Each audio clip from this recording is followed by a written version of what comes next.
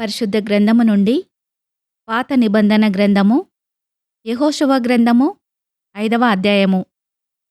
వారు దాటుచుండగా ఇశ్రాయేలీయుల ఎదుట నుండి యెహోవా యొర్దాను నీళ్లను ఎండచేసిన సంగతి యొర్దానుకు పడమట దిక్కుననున్న అమోరీయుల రాజులందరును సముద్రమునొద్దనున్న కనానీయుల రాజులందరును వినినప్పుడు వారి గుండెలు చెదిరిపోయెను. ఇశ్రాయేలీయుల భయము చేత వారికిక ధైర్యమేమియూ లేకపోయెను. ఆ సమయమున యెహోవా రాతికత్తులు చేయించుకొని మరల ఇశ్రాయేలీయులకు సున్నతి చేయించుమని యెహోషువకు ఆజ్ఞాపింపగా యెహోషువ రాతికత్తులు చేయించుకొని సున్నతిగిరి అను స్థలము దగ్గర ఇశ్రాయేలీయులకు సున్నతి చేయించెను. యెహోషువ సున్నతి చేయించుటకు హేతువేమనగా ఐగుప్తులో నుండి బయలుదేరిన వారందరిలో యుద్ధ సన్నద్ధులైన పురుషులందరూ ఐగుప్తు మార్గమున అరణ్యములో చనిపోయిరి. బయలుదేరిన పురుషులందరూ సున్నతి పొందిన వారే కాని ఐగుప్తులో నుండి బయలుదేరిన తర్వాత అరణ్య మార్గమందు పుట్టిన వారిలో ఎవరునూ సున్నతి పొంది ఉండలేదు.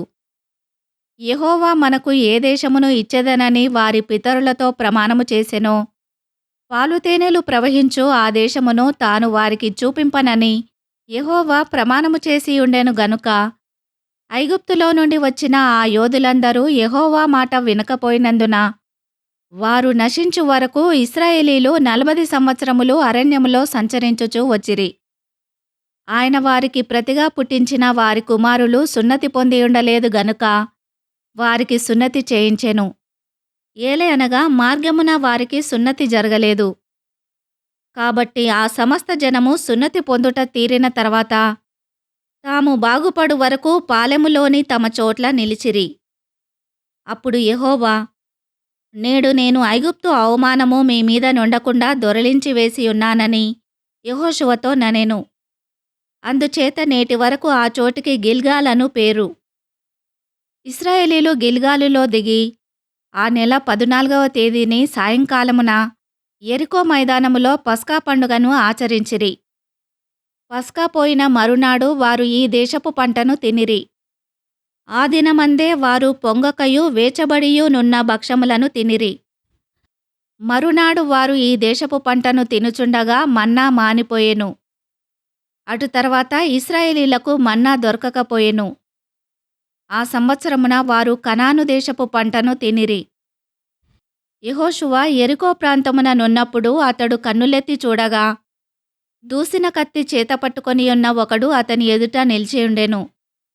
యెహోషువ అతని యొద్దకు వెళ్ళి, నీవు మా పక్షముగా నున్నవాడవా మా విరోధుల పక్షముగా నున్నవాడవా అని అడుగగా అతడు, కాదు, యెహోవా సేనాధిపతిగా నేను వచ్చియున్నాననెను. యెహోషువ నేలమట్టుకు సాగిలపడి నమస్కారము చేసి నా ఏలినవాడు తన దాసునికి సెలవిచ్చునదేమని అడిగెను. అందుకు యెహోవా సేనాధిపతి, నీవు నిలిచియున్న ఈ స్థలము పరిశుద్ధమైనది. నీ పాదరక్షలను తీసివేయుమని యెహోషువతో చెప్పగా యెహోషువ అలాగు చేసెను. ఈ వాక్యమును విన్న మిమ్ములందరినీ దేవుడు దీవించునుగాక. ఆమెన్.